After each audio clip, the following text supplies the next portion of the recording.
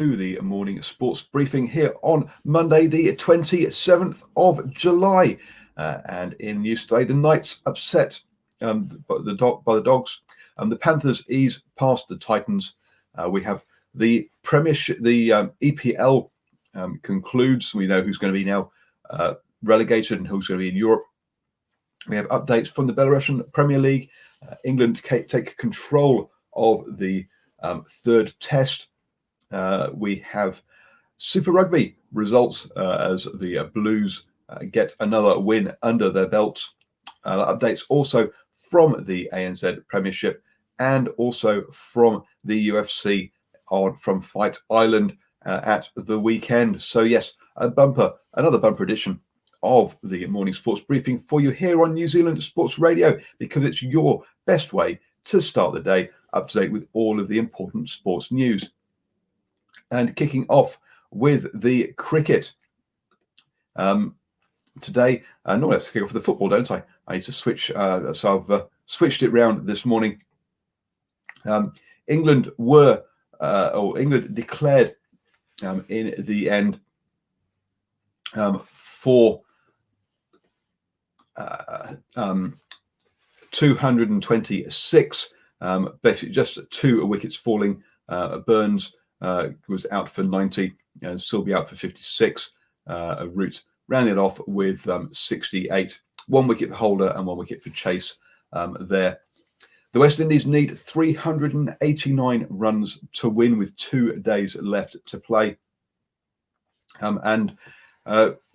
Broad has already taken 2 wickets in this innings. Campbell went for 0 and Roach fell for 4. Braithwaite is on 2 and Hope is on 4. So that's currently the West Indies are 10 for 2 and in all sorts of trouble. The reason that we saw England declaring on 226 with 2 days remaining, though, is the weather. Yes, the weather always plays a part up in Manchester, and heavy rain is forecast for Monday. So we'll have to see how much more play they get in this third test. Moving on to the football now, and in the EPL, a quick run through of the results. Arsenal 3, Watford 2. Burnley 1, Brighton and Hove Albion 2. Chelsea 2, Wolverhampton Wanderers 0. Crystal Palace 1, Tottenham 1. Everton 1, Bournemouth 3. Leicester City 0, Man United 2. Man City 5, Norwich City 0. Newcastle 1, Liverpool 3. Southampton 3, Sheffield United 1. And the game that really made all of the difference was a 1-1 draw. West Ham United 1, Aston Villa 1 there, because that decided who would survive from this. It's Aston Villa. That 1 point they got from that draw means that Aston Villa finished on 35 points, 1 point ahead of Bournemouth, and 1 point ahead of Watford in that one. So Bournemouth, Watford, and Norwich City are the 3 sides that will be relegated from the Premier League. Leicester City didn't. Losing it to Man United meant that they stick in 5th place, and the top 4 are Liverpool, Man City, Man United, and Chelsea. They'll be going on to the European Champions League. Over in the Belarusian Premier League, our favourite league that we've been following since lockdown, Minsk did get that win over Gorodeo 1-0.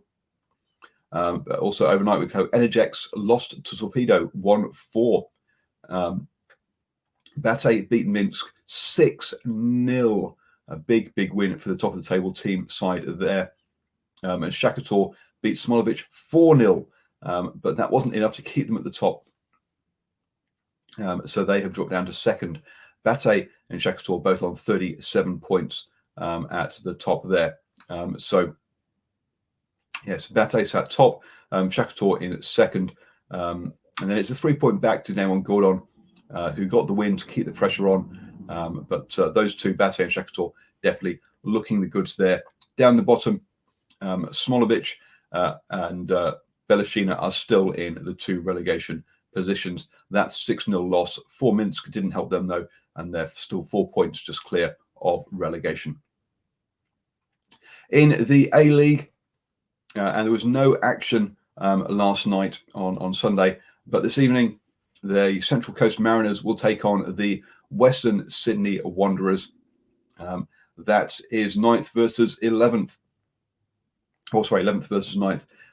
So bottom of the table clash, not really going to make any difference on the finals series there. I'm going to hand you over to Stephen, who will take us through our birthdays. Thank you, Paul, and good morning, everybody, and welcome to the start of a new week. In birthdays this morning, the man they called Bull, a silver medalist at the 2010 Commonwealth Games. And there's somebody else in there, a 2010 Rugby World Cup winner and player of the tournament. But we're going to start with Penny Marshall, born this day, the 27th of July, 1989, is a New Zealand representative swimmer.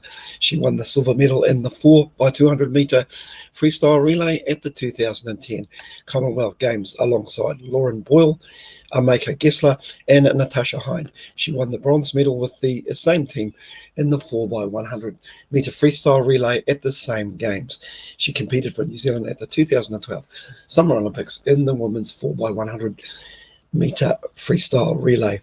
Moving on, Bull Mark Allen, born this day, the 27th of July, 1967, is a former rugby union footballer and former TV celebrity, reaching iconic status on the New Zealand sports scene in the 1990s, as well as 19 games and 8 test matches for the New Zealand All Blacks.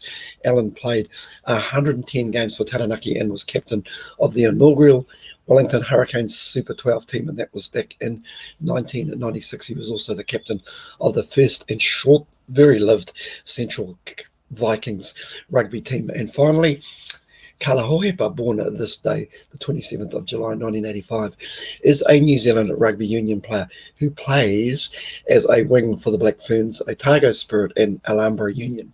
On the 16th of October 2007, she made her international debut with New Zealand at Cook's Gardens in Whanganui, scoring 2 tries against Australia. Hohepa was included in the 2010 Rugby World Cup squad and became one of the stars at the tournament, with her pace, skill set and vision resulting in 7 tries, including a hat-trick in the opening match and some other tries against England, France and Australia. She is some player, Kala Hohepa. She took a little bit of a break for a while, but came back and is looking just as good. And on that, all the very best to our birthday recipients for today. I'll be back with some league news very, very shortly.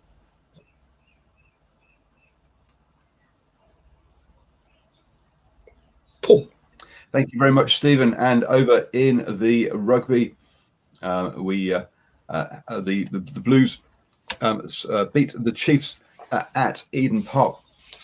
Another big crowd there. It finished 21-17, so another close game in Super Rugby Aotearoa. A bit of TMO controversy, though, again for the Chiefs last week. There was the controversy of the fact they went back so many phases to disallow a try, and this time there is a suggestion that they managed to get the ball on the line.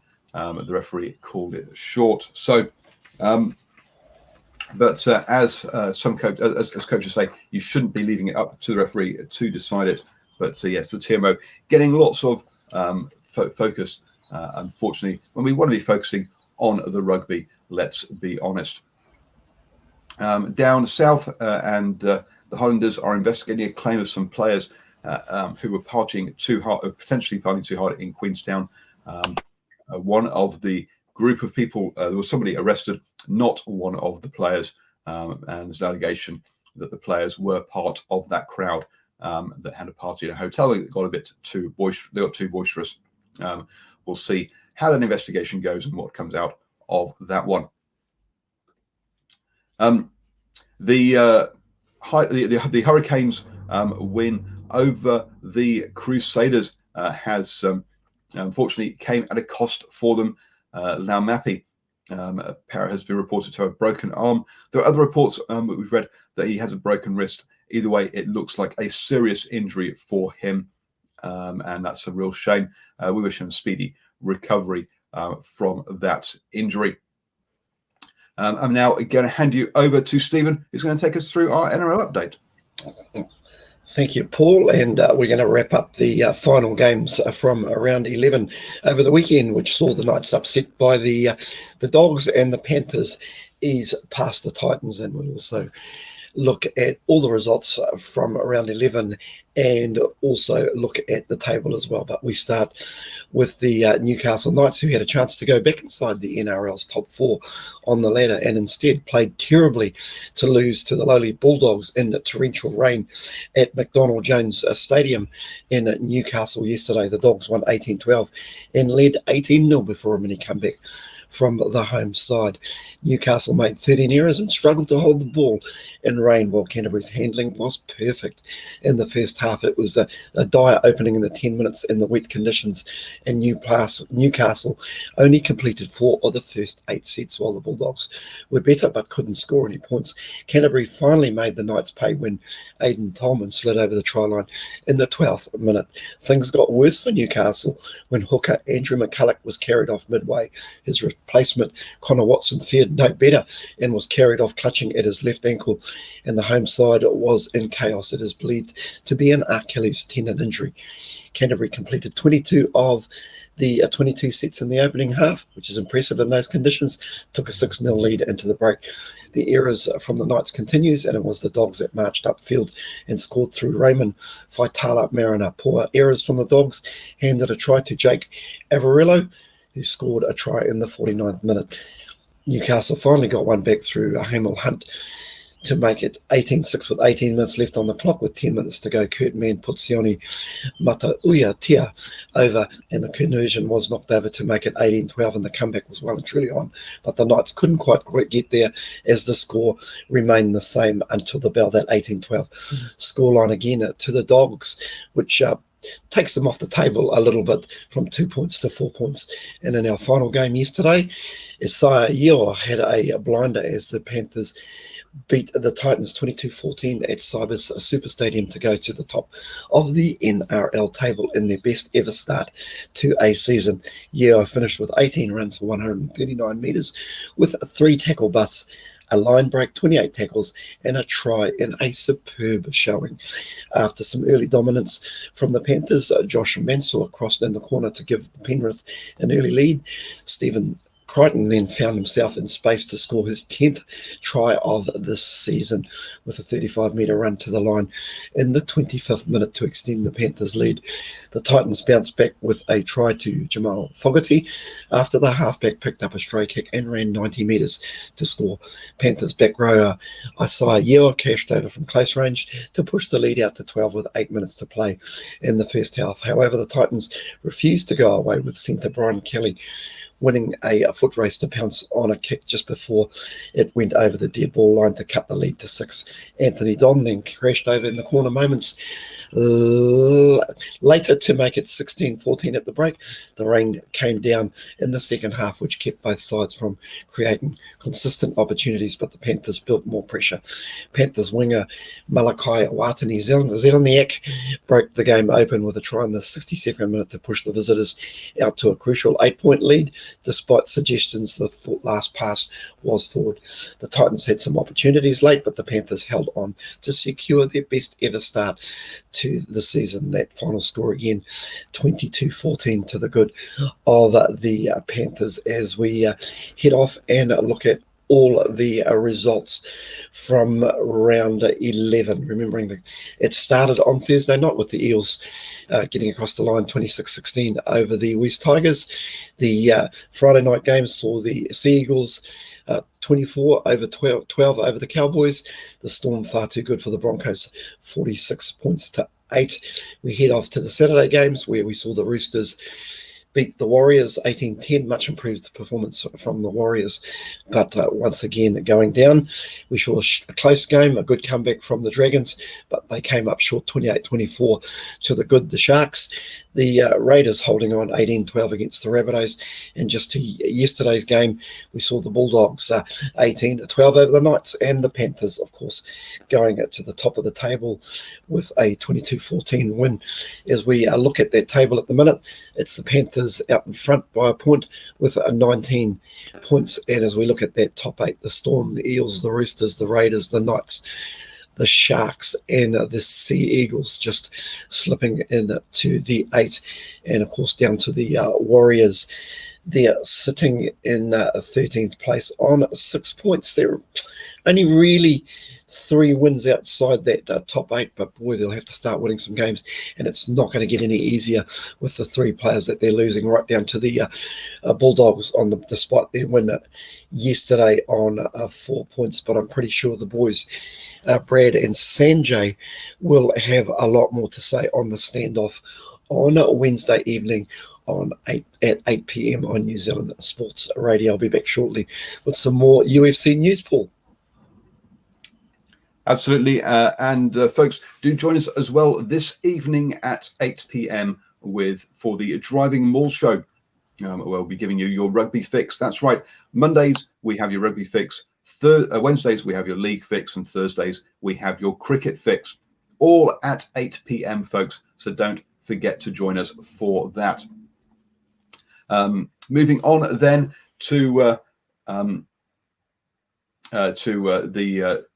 the ANZ Premiership, and on Sunday we had 2 games there. The Tactics beat the Stars 47-40, and the Steel beat the Mystics 47-41. In that first game, the Tactics basically had the lead the whole way through the game. The Stars did manage to keep things close in the first quarter and pull it back just before half time, where they evened things up. But the Tactics still managed to have a 2-point lead going into half time with 2 late goals there, and then just pull away in the third quarter and maintain their lead in the fourth. Over in the other game between the Steel and the Mystics, and whilst the Steel got out to started well, the Mystics pulled back and were in the lead towards the end of the first quarter. But again, 2 late goals by the Steel pulled them ahead, and then they stayed ahead for the rest of the game for those 2. So good wins there for the Tactics and the Steel. Looking at the ladder then, that puts the Central Pulse obviously is still top, but the Tactics are in second point with a 3-point lead over the Northern Mystics, who have a game in hand. They've got more game to play. The Stars are then another 4 points back in fourth, the Steel in fifth, and the Magic down there in last. So, and tonight we will be having the Mystics taking on the Magic to finish off the round, and that'll be the last game where all the games are in Auckland.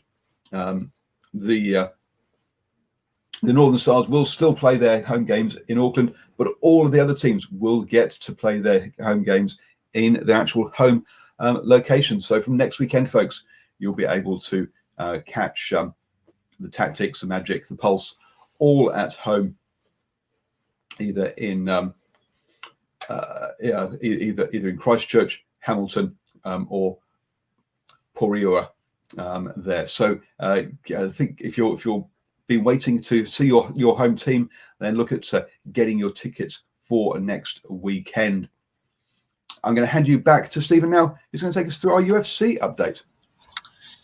Yes, thank you, Paul. The main focus yesterday was on New Zealand-born Australian fighter Robert Whittaker, who got back to winning ways after a technical 5-round middleweight chess match against Darren Till, fighting for the first time since his losing his belt. Whittaker overcame an early knockdown to secure a unanimous decision 48-47 by 3 victory on Yas Island in Abu Dhabi yesterday.